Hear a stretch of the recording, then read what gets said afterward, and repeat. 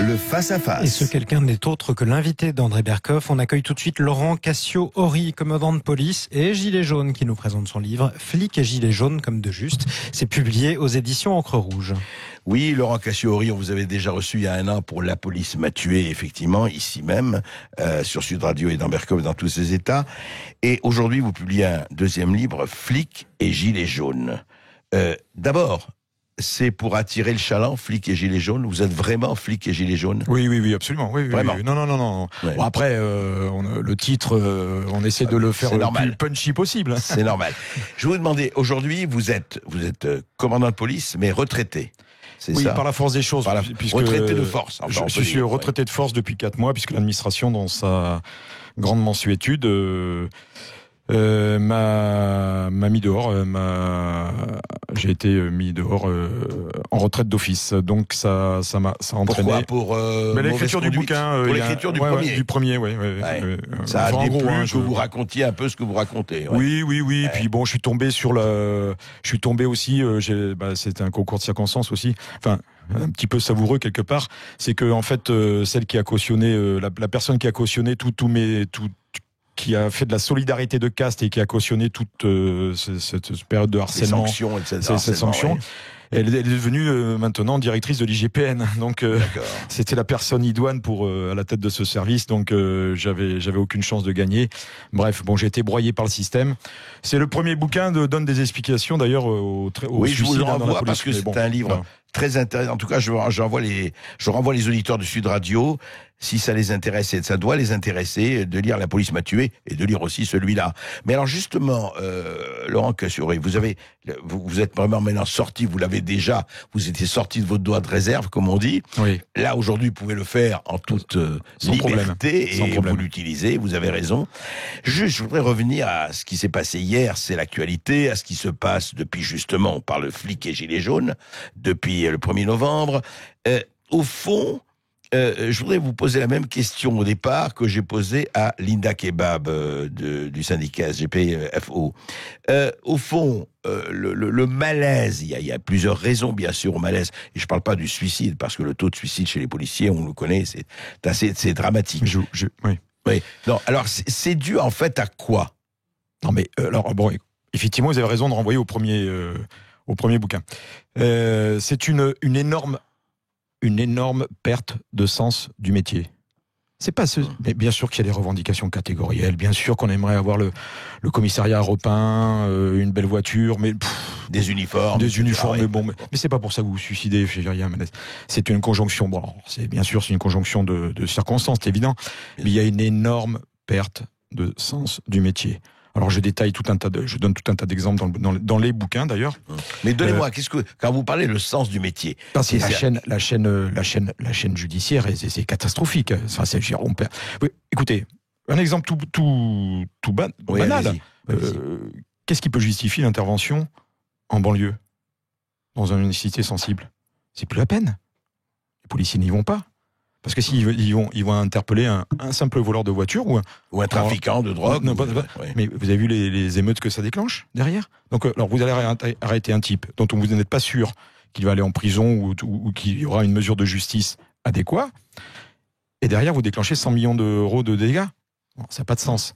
Oui, c'est un exemple parmi d'autres. On a vu des images d'ailleurs terribles, juste Laurent Cassio-Horry. C'est des voitures de police obligées de partir, obligées de fuir devant le... Maintenant, les interventions en banlieue sont excessivement ciblées.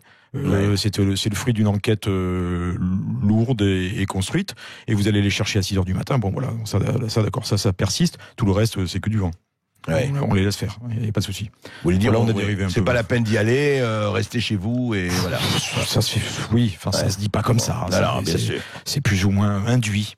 On convoque. Donc, ce que vous voulez dire, et vous confirmez, vous, en tant que policier retraité, mais policier, quand on parle de zone de non-droit, quand on parle de territoire perdu de la République, c'est ça. On a la sémantique dans ce domaine-là, la rhétorique, elle est variée. Oui. Enfin, il y a un laisser-faire, c'est évident. Et ça induit quoi la guerre là-dessus. Chez les policiers, ça induit quoi quand vous dites cette perte de sens? Mais entre autres, vous avez plein de... Je veux dire, vous m'avez interrogé sur les raisons, le perte de sens du métier, avec différents exemples. On peut multiplier. Je veux dire, dans le travail de tous les jours. Vous faites une tonne de papier pour lequel la sanction sera minimaliste, pour ne pas dire inexistante. Donc il y a un recul petit à petit. Enfin, on s'écarte. On voit pas les l'esprit. résultats de son travail. Et puis on a robotisé la police. On a fortement robotisé. Elle est chloroformée, elle est aseptisée. On veut plus des gens, alors des types comme moi qui étaient des guerriers, enfin comme dirais-je, des chasseurs, des types qui entraînaient les gars, puis on allait chercher on essayait de bonifier des dossiers pour pouvoir rendre service à la population. Bon, ça n'existe plus. C'est fini. On ne veut pas de ces gens-là. Mais pourquoi on veut pas? Mais c'est simple. C'est très simple. Dites-moi. Oui, je vais vous le dire. C'est dangereux. Ça fout le bordel. Excusez-moi le terme. Vous forcez les juges à mettre des gens en prison. Et puis en même temps, vous échappez un petit peu au contrôle de la hiérarchie, parce que vous êtes un petit peu indépendant, vous avez un petit peu de caractère, et puis vous allez vous remuer, ça bouscule les habitudes. Et puis, on ne sait jamais, vous pourriez faire une bavure. Et puis vous échappez un petit peu au contrôle de toute la pyramide de hiérarchie. C'est tout un ensemble. Il vaut mieux actuellement ce qu'est devenu la police. Un ensemble alors je caricature bien évidemment, mais un ensemble de fonctionnaires plus ou moins robotisés qui appliquent des process. On sait très bien où ça va. La hiérarchie ne sera pas embêtée puisque le process a été effectué. On suit les schémas. On va pas plus loin. C'est une perte totale de l'initiative de ce qui fait le flic. Le flic, alors excusez-moi, c'est celui de la télé peut-être un petit peu qu'on voit, cette espèce de solitaire, de type qui va un petit peu à l'encontre des... Le Colombo ou d'autres. Ou d'autres, voilà. Ouais. C'est fini. Il n'y a plus de lutte contre la délinquance moyenne. On lutte contre la grosse délinquance, bien sûr, parce qu'on est obligé. Quand un enfant est violé et tué, on était heureusement. Terrorisme, tout ça. Enfin, encore que le terrorisme, on aurait pu en parler pendant des heures. Je crois qu'on avait un petit peu quelques trains de retard. Enfin, donc on s'y est mis. Bon là-dessus, on est obligé. Il y a la pression médiatique, tout ça. Mais quand vous dites la délinquance moyenne, on n'y touche plus. Grosso modo. On fait semblant, monsieur Berkoff. On fait semblant. On fait semblant. C'est-à-dire que, par exemple, un petit vol par-ci, un petit vol par-là, on recueille la plainte, et puis voilà. La BAC interpelle, interpellé pour le... Le type, il est en flag le matin, vous arrivez au boulot, le type, il est en garde à vue depuis 2h du matin. Traitez le dossier. Procureur. Décision de justice, au revoir, merci. Bon, la décision de justice, le type va pas en prison, il est convoqué dans un an... si c'est pas un rappel à la loi, si c'est pas une procédure cassée, si ce n'est pas une convocation devant le délégué du procureur, enfin tout ce qu'on a remplacé pour éviter, pour faire du vent, et puis voilà. Donc voilà. Et tout, vous n'allez pas plus loin, le fonctionnaire. Pas tous, bien sûr, il y en a qui résistent. Mais ils ont. Vous savez, monsieur Berkoff, on a remplacé les inspecteurs, qui sont devenus des officiers, par des gardiens, brigadiers et brigadiers-chefs. J'ai rien, au contraire, ce sont tous l'essentiel de mes amis sont des gardiens, brigadiers et brigadiers-chefs. Ils comprendront ce que je veux dire. Et vous avez le poids de la hiérarchie au-dessus. Avant, c'était des inspecteurs. Vous avez juste un commissaire au-dessus, qui ne s'intéressait pas forcément. Maintenant, il y a une pyramide au-dessus du gardien et du brigadier pour qui fait des enquêtes. Il a des officiers. Il a des officiers supérieurs qui contrôlent. C'est fini, il n'a pas le poids, il n'a pas... Donc, on ne lutte plus contre la délinquance. Vous voulez dire, il y a eu une bureaucratisation de la police ? Il y a quand vous dites aseptisée, c'est une armée mexicaine. C'est une administratisation des esprits. Et puis il y a une veulerie, il y a un manque de courage, il y a une forme d'incompétence. Vous avez une hiérarchie qui s'auto-protège. On pourra parler longuement. Je sais que j'ai rendez-vous avec monsieur Maisto ce soir sur Facebook, mais on va en parler longuement puisque j'aurai 2 heures. Mais il y a tout ça est destiné à protéger le système et la hiérarchie. C'est tout. Et l'IGPN en est un exemple. Flagrant, oui, c'est vrai que quand il y a eu certaines dérives quand même, parce que encore une fois, vous êtes le premier, il faut pas généraliser. Il y a beaucoup de gens qui font très bien leur boulot. Ah non, je dis pas qu'ils font pas bien leur boulot, je dis qu'ils vont pas au-delà de certaines limites. Puis on leur demande plus. Puis vous savez quand vous avez pas. Vous voulez dire, en fait, juste un mot, Laurent Cassis-Horry, vous le dites dans votre livre, d'ailleurs, en tout cas une fois, le flic et gilet jaune. En fait, on ne laisse plus à quelqu'un qui aurait un esprit aventurier, qui sortirait des normes, sortirait des règles. Alors, c'est fini, ça. C'est fini. C'est-à-dire, ce genre de profil ne peut plus exister. Ça n'existe plus. Il est trop autonome, trop indépendant. Il se fait broyer. Ouais. Et puis alors, le jour où il va faire une toute petite erreur, vous inquiétez pas, le système va lui montrer du doigt, va lui rappeler. Non, c'est fini. Alors, j'en suis... bref, une des victimes collatérales. Ouais. Non, mais sûr. Non, mais bon. Et juste un mot. Est-ce que quelque part, est-ce que vous croyez qu'au fond, parce que moi c'est une idée qui m'a traversé hier, j'en parlais ailleurs, est-ce qu'au fond, des flics ne sont pas traités un peu, quand je dis traités, je ne parle pas des manifestations et de la violence, hein, un peu comme les gilets jaunes, style un peu les gueux, hein, vous êtes, parce qu'il y a aussi les heures supplémentaires, il y a aussi les traitements, il y a tout ça. Oui, mais au même titre que d'autres corporations, oui, non, mais bien sûr, non, mais la police a été instrumentalisée pour la révolte des gilets jaunes. Moi, je m'inscris en partie en faux pour les propos concernant les propos de Madame Kebab. On a été instrumentalisé, on a loupé le coche en décembre où il fallait donner quelques signes quand même de reconnaissance, de solidarité. De solidarité, voilà, je cherchais le terme, envers les gilets jaunes. Le pouvoir a bien compris. On a basculé, les syndicats sont revenus sur le devant de la scène. Ils ont fait des négociations, ils en ont profité pour faire des négociations catégorielles. On nous a filé 100 balles et 1 mars. Et puis on a basculé du côté du pouvoir. Et puis allez-y maintenant, allons-y, open bar. Je veux plus voir de gilets jaunes tous les samedis. Donc bon, matraqué, mais pas trop fort, mais parce que bon, les LBD on a du mal à s'en sortir. Bon, puis il y a eu des violences policières inadmissibles. Qui ne seraient jamais intervenues. Alors j'allais dire de mon temps. Mais maintenant, on peut 2-3 ans en arrière ou 5 ans en arrière, on a l'impression que c'est le siècle d'avant. Donc, vous voyez, tellement les choses ont évolué vite. Ouais. Et de mon temps avec la police d'avant, enfin, on va dire, d'il y a 10 ans, 15 ans, jamais ce ne serait intervenu, ça. Jamais. L'ancien monde et le nouveau monde. Restez avec nous, Laurent Cassio-Horry. Et vous restez avec nous parce que vous allez répondre à nos auditeurs qui nous écoutent sur Sud Radio 0826 300 300. Top départ. C'est à vous d'appeler maintenant. Vous écoutez André Berkoff dans tous ses états et son invité, Laurent Cassio-Horry. Il est flic et il est gilet jaune à la fois. Qu'est-ce que vous avez à lui demander? Est-ce que vous êtes plutôt flic ou plutôt gilet jaune? Est-ce que vous êtes policier? Tiens, vous écoutez peut-être Sud Radio, venez nous dire si vous aussi vous pensez que le métier a perdu du sens ou pas. Dans tous les cas, vous êtes les bienvenus et jusqu'à 13h15, vous avez la parole sur Sud Radio. Et la police, toujours avec Laurent Cassio-Horry. Et vous, on vous attend. Que pensez-vous de l'ordre, de la sécurité, du complotisme, des rumeurs? Auditeur du Sud Radio, c'est à vous. 0826 300 300. Vous nous appelez, vous pouvez poser vos questions aussi bien André Berkoff d'ailleurs que son invité qui est commandant de police et gilet jaune qui nous présente son livre Flic et gilet jaune, c'est publié chez Encre Rouge. Tout de suite, on retrouve Thierry qui nous appelle au 0826 300 300. Bonjour à vous Thierry. Bonjour Thierry. Bonjour. Oui Bonjour, Thierry. Bonjour. Je voulais intervenir sur les propos de Madame Linda Kebab quant à l'utilisation des LBD. Oui. Je pense qu'il serait grand temps que cette dame fasse un bilan comptable du nombre d'éborgnés, de mutilés dans le rang des gilets jaunes et du côté de la police. Si cette dame, je ne sais pas si elle a des enfants, tout ça, avait un enfant qui était dans ces cas-là, je pense qu'elle réviserait sa position. Bon. Oui Thierry, Laurent Cassio-Horry voudrait vous répondre, enfin intervenir. Allez-y Laurent. Oui, merci André. Non mais Linda Kebab, elle est dans le discours institutionnel, c'est les éléments de langage, c'est classique.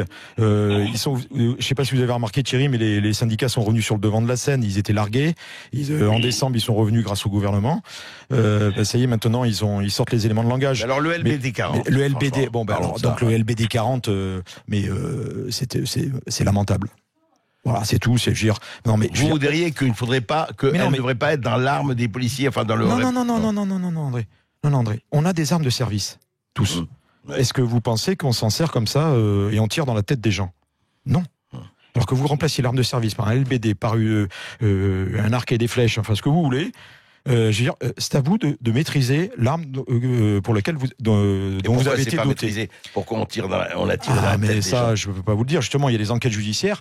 Il y en a, à mon avis, très peu qui vont aboutir parce que le gouvernement a promis certainement avec la police, il y a une entente. Mais malheureusement pour les victimes, mais il y a des collègues qui ont outrepassé leurs droits. Manifestement, je ne suis pas sur chaque. Bien sûr. Mais de tirer dans la tête de quelqu'un, de porter l'arme à hauteur de visage, c'est déjà un geste volontaire. Et visiblement, il semblerait que ces fonctionnaires, c'est quelques collègues, il n'y en a pas 50 000. C'est une minorité. Voilà, c'est une minorité. Moi, je crache pas dans la soupe. Je veux dire, mais des gens qui sont capables de monter l'arme à hauteur de tête et de tirer, il y a un souci. C'est la même chose avec une arme de service, c'est pareil. Pareil. Thierry, vous... Oui, nous sommes entièrement d'accord. Oui. Nous sommes entièrement d'accord. Je pense qu'il y a eu quelques ordres, comme l'a rappelé votre invité, de dire maintenant, ça suffit. Il faut. Vous me mettez place nette. C'est ça. C'est ça, oui, bien sûr. L'ordre règne. Et puis voilà, quoi. D'accord. Les syndicats plus de gilets jaunes, monsieur. Je suis entièrement d'accord que les syndicats se sont fait acheter pour 100 balles. Pour 100 balles. Et très certainement par an.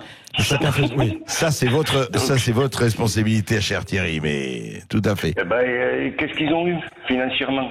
Qu'ont-ils obtenu financièrement? Oui, ça. Non, puis Ça va être risible. Peut-être ça leur a fait un bout de reconnaissance. Ils ont parlé avec un politicien qui leur a fait un bon bout de sophisme. Et vous savez, vous mangez avec un politicien. Le vin rouge que vous avec buvez, une longue cuillère. Vous êtes convaincu que c'est de l'eau. Quoi qu'il en soit, merci à vous Thierry d'être intervenu sur Sud Radio 0826 300 300. Tout de suite, on retrouve Tony qui lui veut revenir, je crois, sur l'accident industriel de Rouen. Tony, bonjour. Oui, bonjour André. Alors, vous voulez parler de Rouen, je crois. Oui, voilà, c'est ça. Je voulais parler de Rouen. Allez-y. En fait, j'ai une expérience professionnelle en tant que dans le domaine de la qualité et de la sécurité. Oui. Et donc, ce que je voulais dire, et j'espère être entendu par le gouvernement, c'est que normalement, toute entreprise est tenue de faire ce qu'on appelle un document unique d'évaluation des risques professionnels. Oui. Donc, tout salarié d'une entreprise, représentant du personnel ou médecin du travail, doit avoir accès à ce document unique. Et ce document unique reprend l'ensemble des éléments qui sont présents dans un local. D'accord. Y compris des produits chimiques dans une zone de stockage. Oui, de tout ce qu'il y a, de tout, bien voilà. sûr. Bien sûr. Sur ce document, toutes les interactions entre les différents éléments sont identifiées. L'évaluation des risques est faite. Oui. Et normalement, les actions de prévention qui y sont associées. Donc à Céveso, l'usine Céveso, de Rouen, ils avaient tout, évidemment, tout évidemment, consigné. Tout est fait, tout est consigné. D'accord. Ce document unique, il est réévalué une fois par an. Oui. D'accord. Et donc, normalement, toutes les interactions entre produits et tous les produits sont marqués dedans. Alors, vous voulez dire que, donc, en fait, qui était informé? Parce que par rapport à Rouen, pendant 5 jours, on ne savait pas du tout, on disait, on va évaluer, comment ça se fait que ça n'a pas été communiqué au gouvernement, aux autorités, etc. Eh ben, c'est ça la question qu'il faut poser à l'usine. Ouais. Parce que normalement, ce document, il est accessible à tout le monde. C'est ça. Accessible à tout le monde, absolument. Voilà. Ça, c'est très, très important, effectivement. Donc, pourquoi on a mis 5 jours pour avoir, effectivement, la liste. Alors, en tout cas, je ne sais pas si les autres l'avaient avant, ne l'ont pas communiqué. Mais vous dites, attendez, quand vous dites c'est accessible aux citoyens, à n'importe quel citoyen. Normalement, c'est à tous les salariés de l'entreprise, aux représentants du personnel. Ah oui, ça fait beaucoup. Et aux médecins. Et aux médecins du travail. Vous, par exemple, dans vos locaux de Sud Radio, vous avez normalement accès à ce qu'on appelle le document unique. Je comprends. D'accord. Voilà. Et normalement, il n'y a pas que les éléments ou les matériaux qui sont identifiés. Oui, il y a les risques, etc.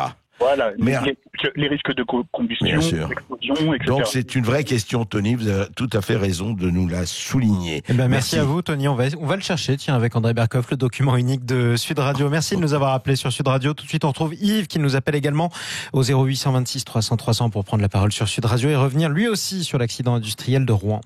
Yves, bonjour. Oui, bonjour tout le monde. Oui. Qu'est-ce que je vous dis sur cette affaire parmi tant d'autres? AZF et compagnie, ça continue. Mais comment ça se fait, monsieur, que nos dirigeants qui ont fait les grandes écoles nous mènent dans cette situation? C'est catastrophique. Cette chimie, il n'est pas question de renvoyer les usines dans les campagnes. Non, ça suffit, cette chimie. Moi, j'ai perdu ma mère qui a été intoxiquée par le poison qui a tué le pot de l'artichaut. Ça suffit. C'est assez. Alors voilà, moi je voulais parler de cette chimie qu'il faut arrêter. Ça nous pollue nos nappes phréatiques à 300 mètres de profondeur. C'est une honte. Où elle est l'évolution? Où elle est? Oui, où est le progrès de ce point de vue-là, effectivement. Et quand on sait que les usines ont été placées et qu'effectivement l'urbanisation galopante a fait que les maisons se sont retrouvées à 30 mètres de l'usine, quoi. Toujours pareil, les risques. Ouais, alors le gros problème aussi que je vois, c'est la démographie. Ça nous crée trop de problèmes. C'est l'urbanisation dans les campagnes. Il y a un titre qui a été fait, nos villes qui envahissent les campagnes. Ouais. Il y a 2 livres qui ont été faits, même plusieurs. Un livre qui a été fait sur la démographie. Je voudrais bien que vous l'invitiez à ce monsieur. Eh bien, écoutez, plus heureux. Vous nous communiquez le nom, vous me l'envoyez et on l'invitera. Et André Berkoff adore lire des bouquins. Merci Yves de nous avoir appelé au 0826 300 300. Didier nous appelle, veut prendre la parole sur Sud Radio et poser directement des questions à notre invité, Laurent Cassio-Ory. Didier, bonjour. Oui, bonjour André, c'est Didier Anthony. On s'est déjà parlé. Oui, absolument. Voilà. Moi, je voulais intervenir par rapport à votre invité. Oui. Que, comme je disais à Agathe au Standard, que je connais indirectement, étant une relation assez proche et autre de personnes qui sont syndiquées France Police, notamment, et de Sébastien Jalamion, qu'il doit bien connaître. Oui, bien sûr. Voilà, alors, allez-y, posez les questions, allez-y. Parlez à Laurent qui vous écoute. Oui, alors ma question a été, j'ai cru comprendre que vous étiez plus ou moins radié de la police. C'est cela, oui. Oui. Officiellement ou c'est plutôt en non, c'est une sanction. Je suis passé en commission administrative paritaire. Oui, exactement. J'ai parlé pendant 1h30, j'ai donné tous les arguments. Ils m'ont pas coupé la parole. Ils ont délibéré pendant 1 heure en disant, écoutez, on peut pas vous sanctionner, on n'a pas trouvé de majorité. Exactement. Et le dossier est transmis sur le bureau du ministre. Le ministre, ça sentait mauvais, hein, bien sûr. Et le ministre, au lieu de prendre sa décision 1 mois et demi après, il l'a prise 2 mois et demi, 3 mois, me laissant toujours suspendu. Hein, c'est uniquement pour un bouquin. Et sans traitement en plus, bien sûr. Voilà. Donc j'ai été suspendu pendant 11 mois. J'ai perdu 2 tiers du salaire. Je suis descendu à 1 300 € pendant 8 mois. Tout ça l'enquête était déjà faite depuis très longtemps. J'ai reconnu les faits d'avoir écrit un bouquin. C'était évident. Et c'est une enquête ultra rapide. Peu importe, mais la vérité dérangera toujours. Excusez-moi de vous couper la parole, mais la vérité dérangera toujours. Non, mais il fallait celle qui a couvert tout ça, elle est en poste, elle est bien dans les, comment dirais-je, je crois savoir, parce que j'ai entendu tout à l'heure son nom, cet ami qui est syndiqué France Police, qui participait hier au défilé d'ailleurs. D'ailleurs, je ferai une parenthèse sur ce défilé des policiers que allez-y Didier. C'est concernant le louvoiement de Alliance. Parce qu'il faut pas oublier une chose, c'est que l'ancien secrétaire général d'Alliance qui est parti en retraite avait appelé à voter Macron pour les présidentielles.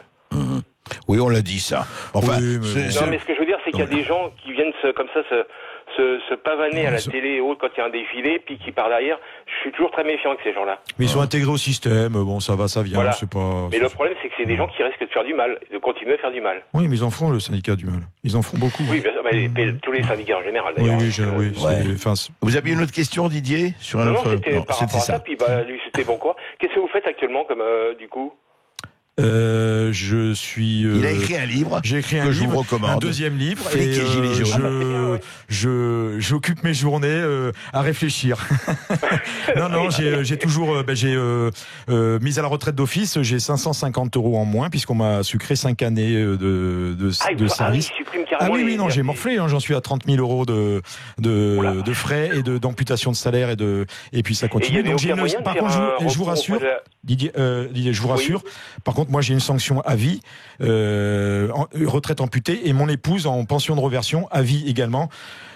C'est pas le cas des voyous, mais par contre, le fonctionnaire méritant qui a mis les mains dans le cambouis pendant 35 ans et qui a été l'objet d'un harcèlement incroyable et tout. Bon, par contre, celui-là, on le massacre. Mais je donne des réponses dans les bouquins au suicide dans la police. Au suicide dans la police. Si vous voulez, je profite d'en parler parce que personne n'en parle. Strictement personne n'en parle, sauf moi dans le livre. Vous savez que c'est une administration qui n'a pas de direction des ressources humaines, qui n'a pas de DRH du tout.